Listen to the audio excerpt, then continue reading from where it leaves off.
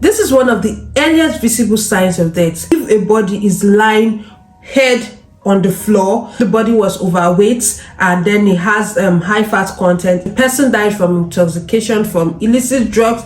If the person is lying forehead on the ground, what kind of clothing was the person putting on at the time of death? The person had an underlying infection.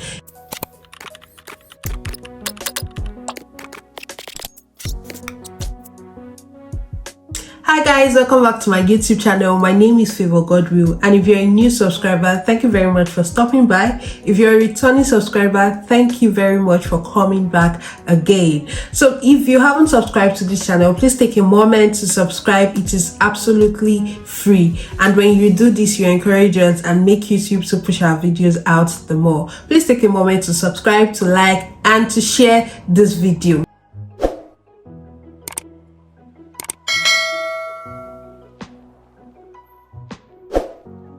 Today's topic is quite morbid, but at the same time intriguing. Have you ever thought about what happens to the body after death, especially from the forensic science angle?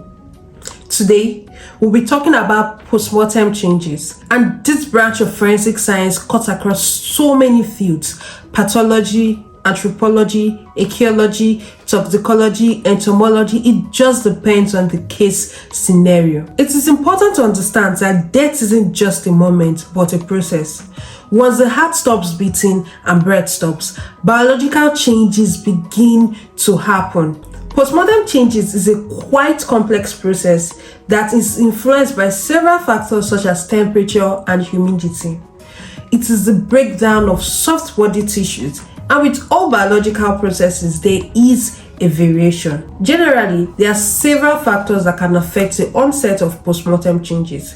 We have temperature, we have clothing, what kind of clothing was the person putting on at the time of death. We have if the body was overweight and then it has high fat content, it can affect the onset of postmortem changes. If the person died from intoxication from illicit drugs, it can affect the onset of postmortem changes. If the person had an underlying infection, it can affect the onset of postmortem changes. And then if the body was stored in a cold room immediately after death as well, can affect the onset of postmortem changes. Now, the process typically starts with autolysis, which is also called self-digestion. In autolysis, the body enzymes begin to break down cells and tissues. And without the constant supply of oxygen and nutrients by the circulatory system, cells begin to self-digest, and this leads to the release of gases and fluids. This then leads to putrefaction, which takes place concurrently as the next process of decomposition. Now, putrefaction is bacteria mediated, and it is this process that causes the body to bloat and to release an offensive odor, like when something is about to go bad or when something is rotting. In putrefaction, bacteria and other microorganisms proliferate and further break down cells and tissues, which leads to the release of gases such as ammonium and hydrogen sulfide. The body then begins to take on a pale appearance within minutes to hours after death. Now, this process is called palomosis. This is one of the earliest visible signs of death, and the skin loses its color due to the lack of blood circulation. Now, the next process we have is levomosis or hypostasis. It is a gravitational pulling of blood which begins to take place within an hour to 4 hours after death. When blood circulation stops, gravity acts upon the stagnant blood and pulls it down to the lowest accessible areas, beginning with blotchy patches on the lateral and dependent surfaces on the body. So this is why if a body is lying head on the floor, it is possible for you to see stagnant blood or pooled blood at the person's back when the person is rolled over. If the person is lying forehead on the ground, it is possible for you to see levomosis appearing on the front part of the person's body. Now, in a cool temperature, livor mortis takes between 4 to 10 hours to fully develop.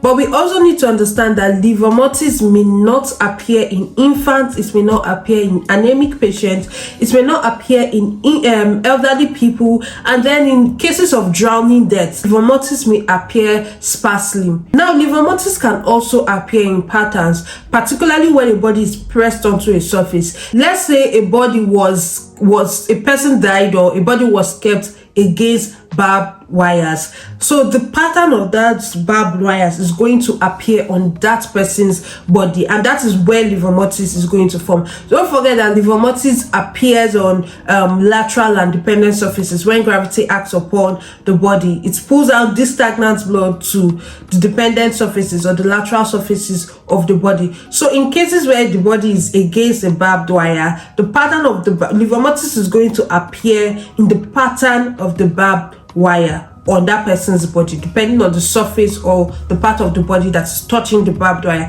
If it is the front, livor mortis is going to appear at the front. If it's at the back, livor mortis is going to appear at the back, depending on the pattern of the barbed wire. Now, this leads us to algor mortis. In algor mortis, the body cools down after death at about 1.5 degrees Fahrenheit until it reaches room temperature. But then algor mortis can also be affected by several factors, such as clothing. If the person was putting on a warm clothing or a light clothing during death, such as ambient temperature, the initial body temperature, body weight, and posture. So body weight also affects how the body will be able to cool down after death. Now, as ATP in the muscles depletes, they begin to stiffen and become rigid, entering into the state of rigor mortis, and this is between 2 to 6 hours after death. Things like carbon monoxide, things like temperature, things like electrocution affect rigor mortis. So if somebody died from electrocution, it is easier for them to enter into, or it is faster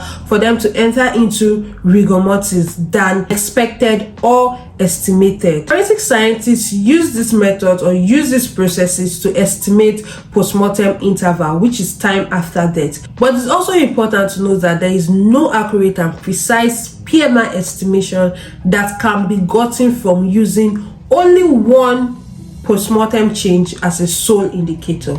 You need to make sure that you are using all post-mortem changes to properly or accurately estimate time after death. Let me know what you learned in the comment section, and please don't forget to subscribe, don't forget to like, and don't forget to share. Please share this video with your family and friends so that more people can see this video and more people can subscribe. Let's help each other. Okay, till I come your way next time. Bye.